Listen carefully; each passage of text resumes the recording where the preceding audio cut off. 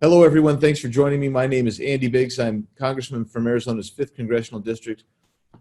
It's my pleasure to be joined today with Dr. David Samadi, who's very enlightening, has a great personal story to tell. Came to the United States from Iran in 1979 when he was 15 years old with his brother who was 12 years old. And now they're both surgeons. He's got over 20 years of experience in urology and is considered one of the best prostate cancer surgeons. He is dedicated to compassionate and successful prostate cancer treatment.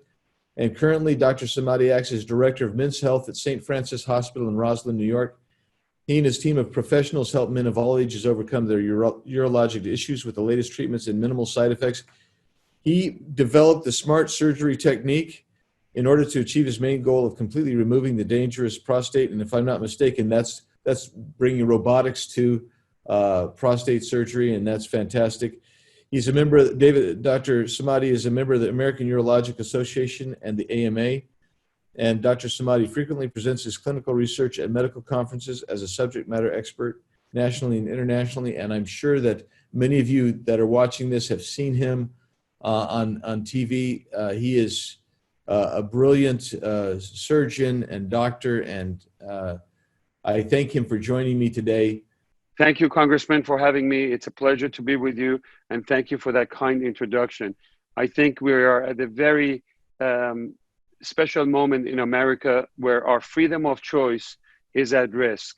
Our liberty is at risk. I came to this country, and I have been here for over 37 years.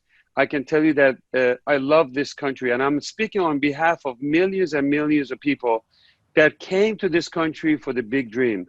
You can look at me as the true American dream, and we've done it and we've made it. I'm in a place where I can save so many lives. I do it with heart, and I do it with passion, not for any other reason. And this country has done a lot for me, and I will do whatever I can to protect her. When it comes to medicine, you never have to worry about me talking about politics. Whatever I say is because of what I truly believe. I read the studies, I interpret. Maybe my interpretation may not be as yours, but that's what makes medicine so special, that we can interpret the same scientific data and have a discussion. We need to learn not to attack each other so fast. The nerves are high. Everyone is so sensitive. We are polarized. But don't bring politics to medicine. We have a man in the White House that wants to get us through this pandemic. We all need to get united. The enemy is not on the right or on the left. The enemy is the virus and the people who send this to this country. This is the time to unite and win. And I really appreciate the time that you're giving me to be with you. And it's an honor. Well, thanks. And I'm behind you too, and I know that it takes a great deal of courage to just speak the truth today.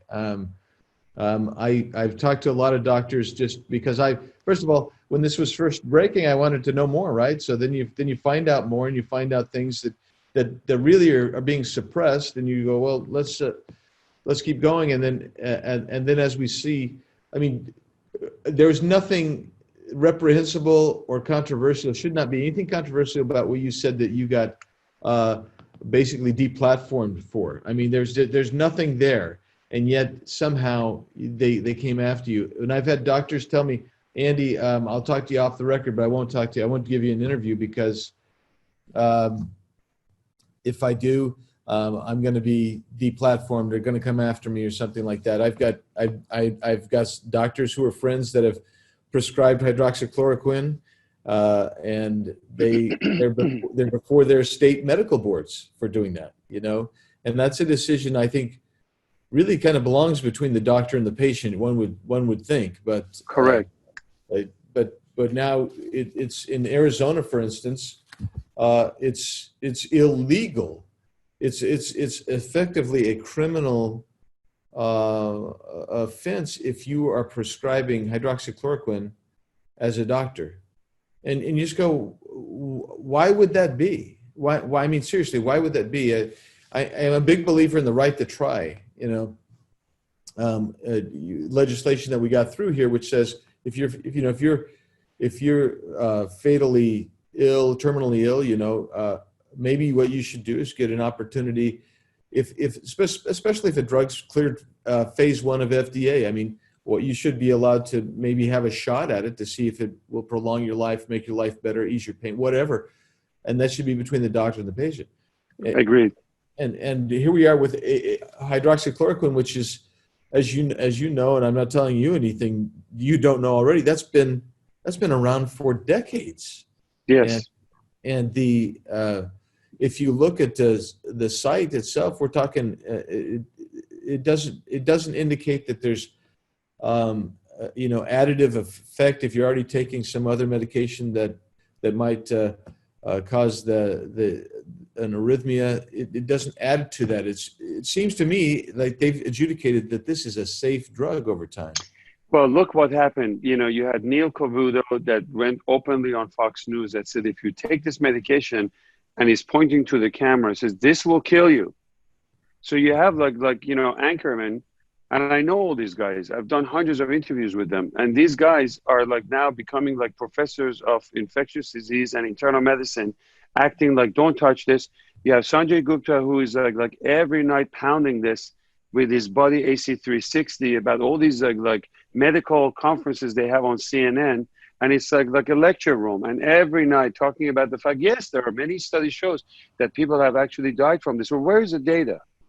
How many people have really had cardiac arrest? I mean, people have been taking this. In India, this is one of the main reasons why because it's such a dense population, much worse than New York, they're all on this medication and they're doing well. Now, I'm not suggesting that this is the cure.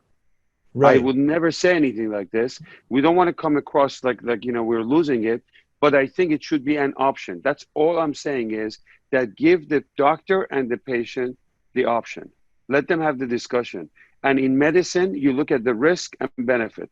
If the risk outweighs the benefit, that's not a good medication for you. You get a second opinion, you move on. This is what happens every day. I suggest to you for robotic surgery, we should remove the prostate. If you're not happy and we go through all of that, then you go for radiation, you go other things, but it's about choice. And when you start shutting down the accounts and you're removing videos and you turn people down, what is going on to our country? And that's what I wanted to talk to you about. Yeah, right. So, yeah, right. And that gets back to what you were saying when you were censored. And I mean, I've read what you've written, and I think it's very measured. I mean, and the things you said were very measured. I mean, you said hydroxychloroquine may be helpful in the early stages before somebody gets really sick and goes to the hospital or something. Well, if you're not even saying absolutely helpful, you say just that's correct. It may be helpful, and so why would you censor that? Why would you suppress that? And we see that, and you're right. Yesterday, we didn't get at that, and I think some of my colleagues were getting at that when they were talking to the big tech guys. But and some of them brought up some specific instances, whether it's the Gateway Pundit being censored, but you get censored for saying what I consider to be very measured, modest advocacy of patient-doctor rights. And from what I understand, and there was an article that came out from Newsmax, I don't know this lady who they interviewed, who's a PR agency, and she's basically saying in public, for a doctor like myself, I should not be talking about two words, COVID, because that automatically sends a signal to all the social media, and hydroxychloroquine. The minute I mention these two words on any of these tweets, that will automatically send a flag and will bring the account up. So I was talking to a friend of mine. I said, I'm going to be like talking about the weather and forecast and the wind blowing from left to right and chance of humidity as a doctor. I'm going to predict the weather from now on. We're having some fun with this. So, I hope and I'm sure you can make a big difference. We need to stand up right now, because if you're going to shut down the doctor, then what the hell is this MD letter, 2 letters after our name is good for? Give it to all these celebrities. Sean Penn is making a decision who should get this medication, and Don Lemon. Let them decide who should. We're losing the battle, and I think we need to stand up. Right. No, you're right. We have to continue to fight and stand up and be heard. I mean, as somebody like me, I'm not a doctor, but I can read this stuff. And, Yeah, I look at like a doctor from Yale, Dr. Frisch, right? Or Dr. Risch, and you look at him and you say, well, what has he said about it? Well, he's been very much more proactive than you have. correct. And Absolutely. they've tried to come after him. It's this type of thing is just, it's actually should terrify all people who love freedom. And you, having been in Iran and experienced the revolution, this has got to be unsettling to you at best. Big time. Hey, Doctor, while I've got you, I wanted to ask you about two important things that you've written about as well, and I wanted your reflections on this. Excuse me. One is the study out of the Henry Ford Hospital. A lot of people, I think, overstate what their conclusions were, and a lot of people try to ignore it. But I think I wanted your opinion on your interpretation of what you saw in there, because you mentioned it in one of the pieces of yours that I've read. So this particular study, you have to understand all of these are observational studies, but this was a positive study toward hydroxychloroquine. And then what they realized is that when this medication is given at the early stage of the disease, it can actually potentially reduce the risk of death by almost like half. And this is significant. The whole idea behind hydroxychloroquine is that, and those studies that actually showed there's no real result with this medication, is because the disease was really advanced. The inflammation and what we call cytokine storms already have taken over the organs. And of course, not only like this medication is not going to work, probably remdesivir is not going to work. And that's when we get into trouble. Anything that can be done to save these patients from going to the hospital, anything that we can do to shut down that storm, that inflammatory process that's going to get started, whether it's vitamin D or zinc, vitamin C, hydroxychloroquine, these nebulizers with steroids. Some studies are suggesting that maybe even steroids, dexamethasone, may be helpful. Anything we can do to like shut it down at the beginning before this cycle takes off and start becoming active, and then put the patient to the hospital, that would be very, very effective and can save lives. And the immune system can fight back. So you're basically helping the immune system by reducing some of the bad guys and controlling them. And in that study, it seemed that hydroxychloroquine plus Z-Pak and zinc was quite helpful. Part of the reason why people take antibiotics is because the bacterial pneumonia can also get them. So you may be going after the virus, and then the pneumonia can actually get them, especially in people who are high risk, multiple medical issues, diabetic, obesity, cardiac issues, older people. Men are more at risk. Obesity is a big risk, and African Americans. So that was a positive study. But mind you, these are all observational studies, and they are not the typical randomized, blind, control blind prospective that goes on for many years. We have a pandemic, we need a result, and whatever medication that we can use to reduce the risk of death, that's what it was. And that's why I said we should look at this study seriously. On the other hand, I was one of the first people that came against the Lancet study. And I spoke about Lancet, and I said, look, there's a lot of flaws in this study. I studied it very well. I did a couple of interviews on this, and I said, this study should be retracted because of X, Y, and Z. And 2 weeks after, that study was retracted. That study was a big problem because, number one, it was published in a well-known journal like Lancet, and also FDA and WHO put a lot of weight on this, and the media ran with it, and that was like the end of hydroxychloroquine. Let's not look at this medication ever again. I think this medication has been politicized. I think this medication has gone from being a simple medication that has been used for years for arthritis, for lupus, for our army, for soldiers, for people that go to many African countries and they use this. And I've gotten hundreds of emails from patients that talk about the fact that they've been on it for weeks, months, and years with no complications. Is it possible that someone out there can have cardiac arrhythmia? Sure. Is it possible that someone can have complication from this? Absolutely, but not to the point of this scare and panic and, my God, if you take this, you're going to end up having a massive heart attack. Stop this already. And the doctors that are talking like this, they know better. They know about this medication. Now, is it a cure?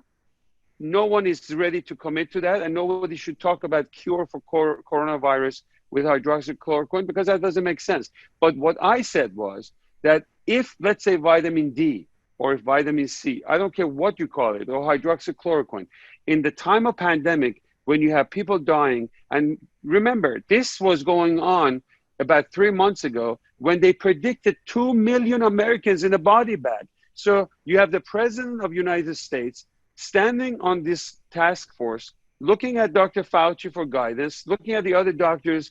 He's running the country. He's running the country. You're the advisor, the medical advisor, and you come up with this model that shows 2 million Americans are going to be dead.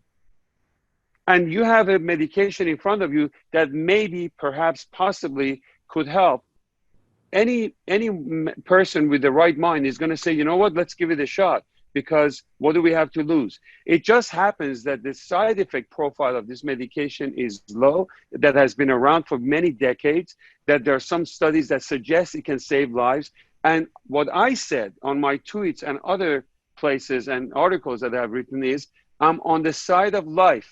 If we can save one life with this medication, I'm for it.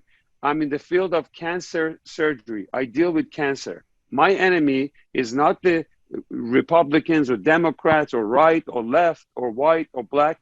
We love everybody because we're in this business of saving lives as a cancer surgeon. And that's my attitude when it comes to this virus. The enemy is the virus, not the Republicans, not the president, not the Democrats. We need to unite. We need to stay together, because this is, at the end of the day, we're all Americans.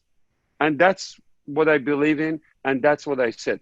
Why they start shutting down my Twitter account, why they take videos out of social media and Facebook and Instagram, this is so idiotic, and there's really no room for it in America. Right, and you're exactly right, man. I wanted to, as you're talking, I wanted to stand up and cheer, because this should never have been politicized. This should have been something that we could have come together as a nation on this, and I wish we had. Another issue that you've written about, and this is critical in the country today, and this is on schools and children in schools. Is it safe to go back? And I think you would perhaps you'd agree with me on this. There's so much panic in our society that panic is an emotion, and trying to deal logically and say, well, you know, we're dealing with risk here, and let's see what is the risk profile, number one, and number two, can we mitigate the risk more? But how do we get kids back to school? And is it riskier to keep them out of school than have them go to school? That type of thing. It's an excellent question. That's right. And I think I agree with you that in any kind of pandemic, it's always the panic and fear and hysteria. This is part of the DNA of any pandemic. You look back to 1917, it's the same exact thing. And when you let that get ahead of your life, and I'm not saying that we should be careless, I'm saying, like, be aware that there's always, oh my God. There's always, oh my God. We've had friends that they have lost their lives. We have people, and we've seen that they have died from this. So there's this oh my God factor.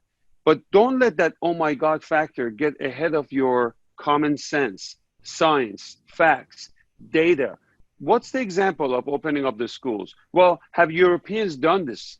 Has any other country gone through this ahead of us that can set an example to say what happened to their kids? And if you have example of over 20 countries in Europe and many other countries that shows after opening up the schools that the children's risk of getting this virus is low, the risk of transmitting this to adults is low, the risk of dying, that K1 to K12 is low, then why politicize this?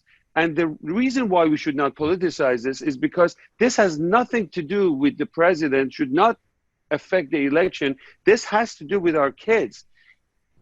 There are studies that suggest that when people are in lockdown mode, the opioid use, drug addict, suicide, spouse abuse, child abuse. People get crazy. They have lost their business. They have lost their savings. Millions of people out there don't know what's going to happen tomorrow. That gets them crazy. That gets them to affect their families. So the risk of lockdown is at this point is much more than having people go out there safely, responsibly, with all the guidelines that we have and restart our economy. And that goes for our children. Now, when you say something like that, the teachers are going to come and say, well, Dr. Samadi, how about the teachers? If you are, and we love our teachers, it's very important to say that, we want you to be safe, because without our teachers, there's no school, there's no education, and they're the foundation of our education, and they're the pillars. Having said that, if you are an older teacher, if you're diabetic, and if you have diabetes, obesity, heart disease, I think we should protect you, and you should be at home, and you should continue to do this distance or some form of a hybrid education where you can teach the students from home.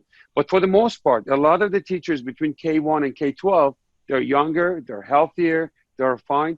And we can redesign the way our schools are set up, where now we have all these glass covers where the teachers are protected, the children are protected, we have social distancing, and rearrange our schools, but get the children back there, because without their education, they're falling behind in their education, and that's not reversible. So I'm all for it. I think we should do it safely, protect everybody, and open that. By opening up the school, you allow the parents to be able to go back to work. By going back to work, our economy starts to go and the wheel starts to turn. And I think that's a good decision. Well, one of the things, I wasn't going to ask you about this, but one of the things you just said kind of triggers this in my mind, because when we start talking about lockdown, we start talking about, quite frankly, a different public health crisis that we create. A lot of it is due to the stress, the duress, the mental strain of being locked down and being without your social contacts, and I think it also. I've talked to other doctors, oncologists, and other cancer specialists like yourself, who've told me that they had people that stopped getting treatment because they felt it was unsafe to go get treatment. They had people that were not going in to receive examinations, correct, and diagnosed, and so you create a kind of this cascading public health problem correct. Over here, because you've locked this down. Can you expand on that for us? Absolutely. I think that you're totally right, because we noticed that during this pandemic, about 90% of cancer screening went down. So we're talking about colonoscopy, mammograms, PSA screening, cervical screening, all of that by 90%. So what does that mean? A lot of people that, for example, wanted to also get their chemotherapy and radiations didn't have access to that. People that would normally will come for their prostate exam, their mammograms, they haven't been coming for months. And what's going to happen is, give it another few weeks to months, we're going to see a lot of aggressive cancers and more people from metastases and death. So the number of people that may die from like this cancer and heart disease and other screening modalities that we're not doing is going to outweigh the number of people that are going to be dying from this COVID. So that's a huge public health hazard that we need to really consider and be able to take care of them. And what I said was that this is United States of America. We need to be able to chew gum and walk at the same time. We should be able to handle this virus responsibly. Now we know so much about this virus, but at the same time, take care of all of this screening and cancer patients and cardiac disease and so on and so forth. And I think that's a big public health issue that we need to pay attention to. Absolutely. Dr. Samadi, thanks for joining me. Your insights are so fascinating to me, and I loved reading what you have written in these areas that we've talked about today, and I love following you, and I will continue to follow you. And as long as the platforms let you have your voice heard, you're right. We've got to fight this censorship. It's too politicized. We need to be able to have open dialogue. That's what America was founded on, the notion of free speech and ideas. Thanks for all you do, and keep up the good work. Thank you very much. A pleasure to be with you.